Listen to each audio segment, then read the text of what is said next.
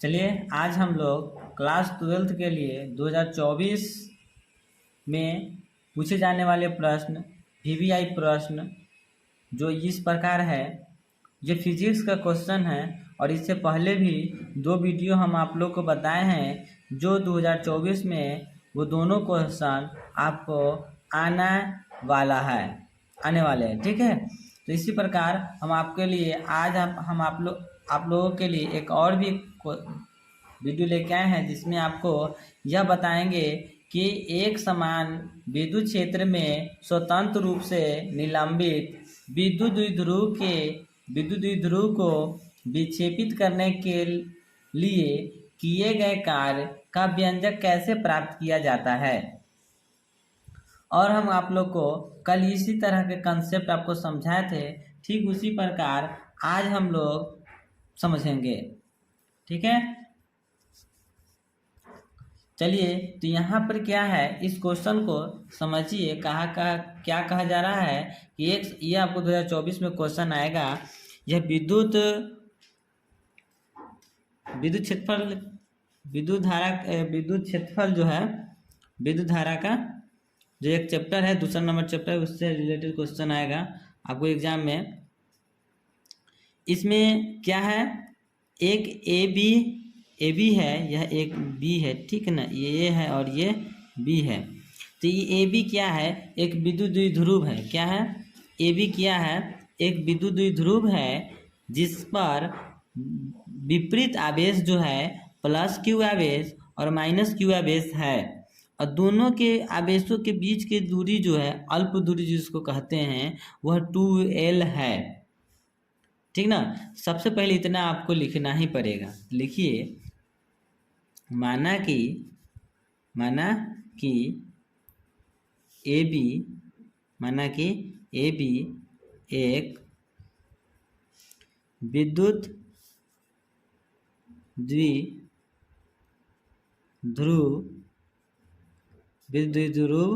है जिनके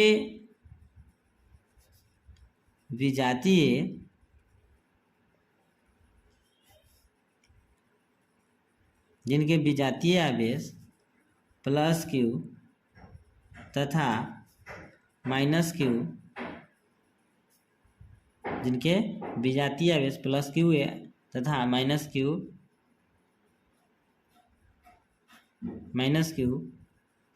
एक दूसरे से 2L दूरी पर स्थित हैं। 2L दूरी पर स्थित हैं। ठीक है, क्या है, 2L दूरी पर स्थित हैं। ठीक है, उसके बाद क्या है, यदि आपका, हम आप लोगों को कल बताए थे, यदि विक्षेपण के क्रम, यदि विक्षेपण, देखिए यहाँ पे क्या है, विक्षेपण के क्रम यानी कि थीटा जो है, द्विध्रुव का अक्ष जो है एक समान विद्युत क्षेत्र जो है ई वेक्टर के दिशा से थीटा कोण बनाती है। तो हम आप लोग कल बताए थे कि यह एक आपका विद्युत द्विध्रुव है। यह विद्युत द्विध्रुव जो है, यह पी वेक्टर से ऐसे दिखा देते हैं आपको। यह विद्युत द्विध्रुव है, यह क्या करता है, विद्युत क्षेत्रफल की दिशा की तरफ आते हैं तो यह थीटा डिग्री कोण बना लेते हैं ना। यह जब थीटा डिग्री कोण बनाता है तो ये इसी को कहा जा रहा है, यदि विक्षेपण के क्रम में विद्युत द्विध्रुव का जो अक्ष यानी कि विद्युत द्विध्रुव का अक्ष पी वेक्टर जो है एक समान विद्युत क्षेत्र ई के दिशा से थीटा कोण बनाते हैं, तब उसका बल युग्म क्या होता है, बल युग्म यानी कि बल युग्म आघूर्ण क्या होता है, ध्यान से समझिएगा। यदि विक्षेपण के क्रम, लिख लेते हैं इतना, विक्षेपण के क्रम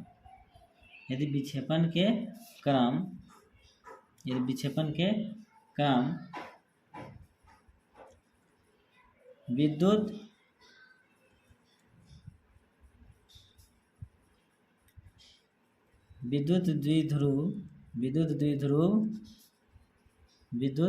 द्विध्रुव का अक्ष पी वेक्टर एक समान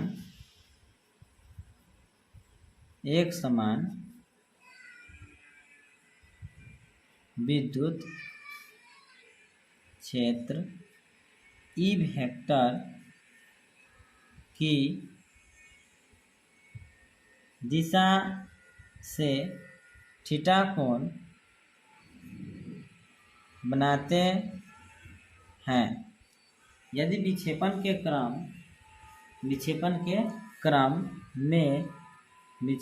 क्रम में विद्युत द्विध्रुव का अक्ष पी वेक्टर एक समान विद्युत क्षेत्र ई की दिशा से थीटा कोण बनाते हैं तब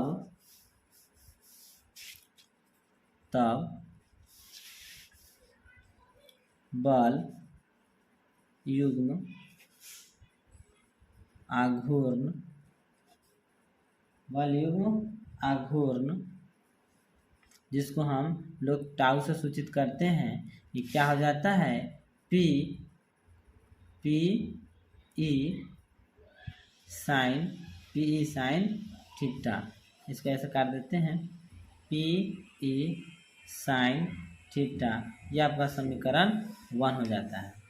ठीक है, लेकिन ये तो हम कल आप लोग को बताए थे कि इतना हो जाता है, लेकिन आज हमको तो सिद्ध क्या करना है, कार्य। ये तो हमारा कार्य का नहीं है, ये तो बल युग्म का सूत्र बना। अब हमको कार्य का हमको व्यंजक प्राप्त करना है। तो यह कार्य का व्यंजक कैसे प्राप्त होगा, तो यदि आपका यह विद्युत द्विध्रुव पर जो थीटा विद्युत द्विध्रुव जब एक समान विद्युत क्षेत्र की तीव्रता की ओर जब बढ़ता है, तो जब बढ़ता है तो थीटा डिग्री का कोण बनाता है। तब ऐसी स्थिति में यह जो थीटा डिग्री बना हुआ है, यदि इसका विक्षेपण की दर जो है वह थीटा डिग्री के मान से बढ़ जाए, तब वह थीटा डिग्री जो होगा वह यह जो बल कार्य करता है प्लस क्यू आवेश पर जो बल कार्य करता है, वह उसका जो कार्य करने वाला जो बल होगा वह विपरीत, समझ में आ रहा है ना, वह क्या हो जाएगा, वह कार्य जो करेगा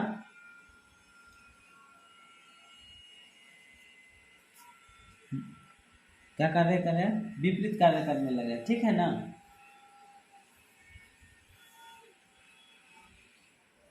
चलिए यहाँ पे क्या है, इस पर जो कार्य करने वाला जो कार्य होगा वो ध्यान से समझिएगा। यदि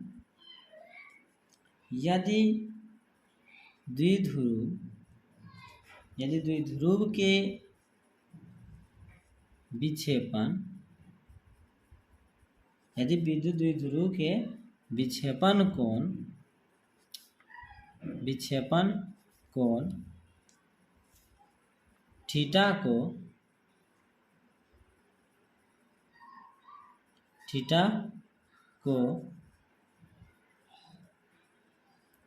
अल्प मान थीटा डिग्री मतलब डी थीटा, मतलब कि अल्प मान डी थीटा से बढ़ाते हैं, तब यदि द्विध्रुव के विक्षेपण कोण को अल्प मान डी थीटा से बढ़ाते हैं, तब कोणीय विस्थापन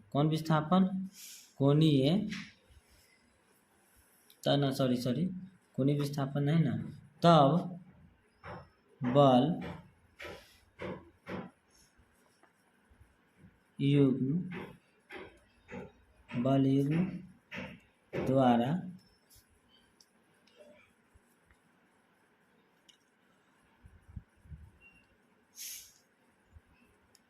द्वारा किया गया कार्य।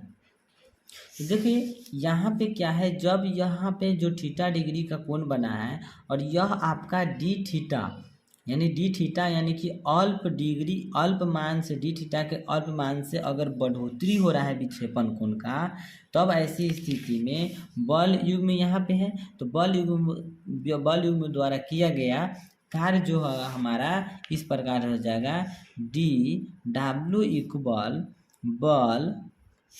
बल युग्म आघूर्ण क्रॉस क्या हो जाएगा, कोणीय विस्थापन। क्या हो जाएगा, कोणीय विस्थापन। बाबू समझिए कि डी डब्ल्यू इक्वल बल युग्म आघूर्ण जो है, बल युग्म आघूर्ण बराबर क्या होता है बताइए। बल युग्म आघूर्ण जो होता है, बल युग्म आघूर्ण, यह बल युग्म आघूर्ण को हम टाउ से सूचित करते हैं और कोणीय विस्थापन को हम डी थीटा, यानी कि कितना डिग्री से विस्थापित हो रहा है थीटा, डी थीटा, अल्पमान क्या है डी थीटा, तो विस्थापित कितना हुआ, कितना डिग्री कौन से, डी थीटा कौन से, तो विस्थापन कोण इतना हुआ।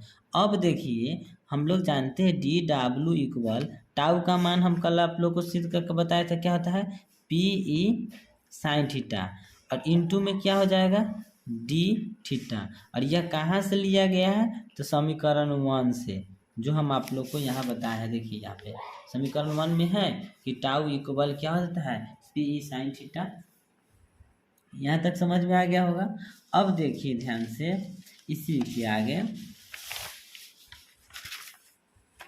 ध्यान से देखिएगा, ठीक ना।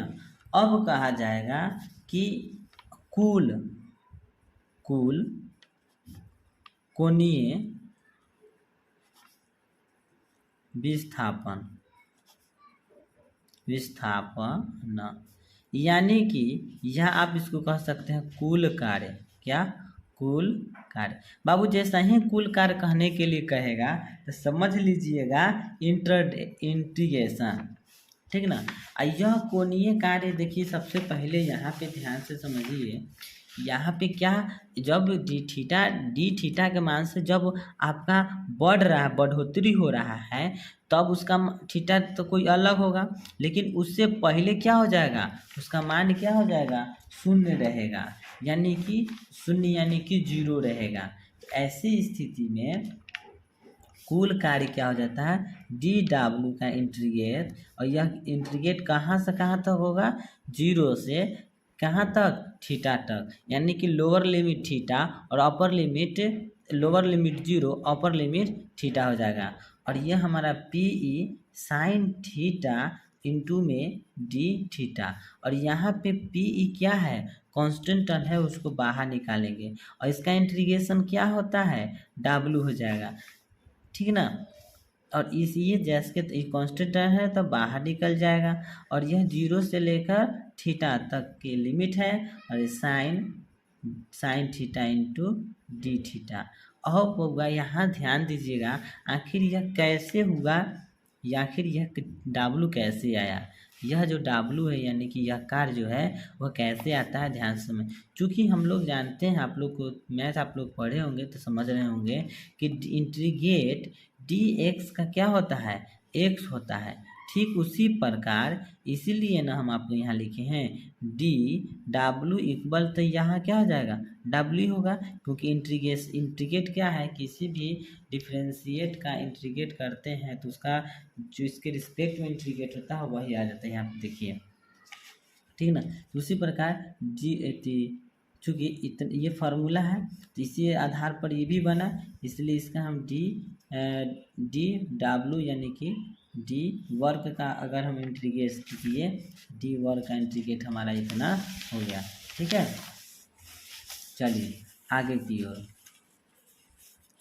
तो ये हमारा क्या हो जाएगा, तो यह जैसे डब्ल्यू इक्वल पी ई, अब आप देखिए साइन थीटा का इंटीग्रेट क्या होता है, माइनस कोस थीटा, ठीक ना। अब ये ध्यान से देखना है आपको क्या, कि यह कि लोअर लिमिट कितना है 0, अपर लिमिट कितना है, ये आपका है थीटा, अब याद रखिएगा कि जैसे ही यहाँ पे माइनस है तो माइनस को हटाएंगे तो उसका जो है लिमिट चेंज हो जाएगा, लिमिट चेंज हो जाता है, ठीक ना। ये आपको 10 नंबर चैप्टर आप लोग पढ़िएगा 12th क्लास का, आपको उसमें पूरे अच्छा से ये बायोडाटा में आपको समझ में आ जा रहा होगा, ठीक ना। आप लोग पढ़े होंगे तो आपको समझ में आ रहा होगा। क्या हो जाएगा, कोस थीटा अपर लिमिट 0 और लोअर लिमिट थीटा हो जाएगा। तो अब यहाँ से लिमिट का मान रखना स्टार्ट करें, इंटीग्रेट भी हो गया, अब लिमिट का मान रखें। अपर लिमिट कितना है आपका, आपका अपर लिमिट 0 है और लोअर लिमिट कितना है, तो थीटा है। तो थीटा के जगह पर थीटा, थीटा के लोअर लिमिट 0 है तो 0, लोअर सॉरी अपर लिमिट 0 है तो 0 और लोअर लिमिट थीटा है तो थीटा रखें। अब देखिए बाबू, पी डब्लू बराबर पी ई कोस थीटा, कोस 0 का मान क्या होता है, 1 होता है।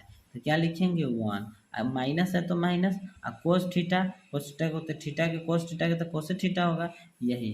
तो यही आपका क्या हो गया, कुल कार्य। यानी कि क्वेश्चन क्या है कि एक समान विद्युत क्षेत्र में स्वतंत्र रूप से निलंबित विद्युत द्विध्रुव को विक्षेपित करने के लिए किए गए कार्य का व्यंजक प्राप्त करें। और उसका हम लोग व्यंजक यहाँ पे हम लोग प्राप्त कर लिए हैं, अब यहाँ लिख देंगे प्रूफ, ठीक है। इसी तरह के 2023 फिजिक्स के क्वेश्चन आप लोग को हम कोशिश करेंगे कि जो 2024 में आने वाला है उसको हम आप लोग को बताते रहें, बताने का प्रयास करने की कोशिश करेंगे, और जो जिसके वजह से आपको एग्जाम में किसी प्रकार का दिक्कत नहीं हो, ठीक ना। तो यदि यह वीडियो आपको अच्छी मतलब कि समझ में आ गया होगा, हमको आशा है कि यह वीडियो आपको समझ में आ गया होगा, ठीक है। तो अब ये इसी तरह से आप क्वेश्चन को समझने के लिए इस चैनल को लाइक कीजिएगा, सब्सक्राइब कर लीजिएगा, ठीक है ना, कि इसी तरह के आपको हम आप लोग को वीडियो दे सकें। और इसको ज़्यादा से ज़्यादा हो सके तो शेयर कर लीजिएगा, जिससे किसी जो 12th क्लास में हैं उनको दिक्कत ना हो, ठीक है। आज के लिए इतना ही, धन्यवाद।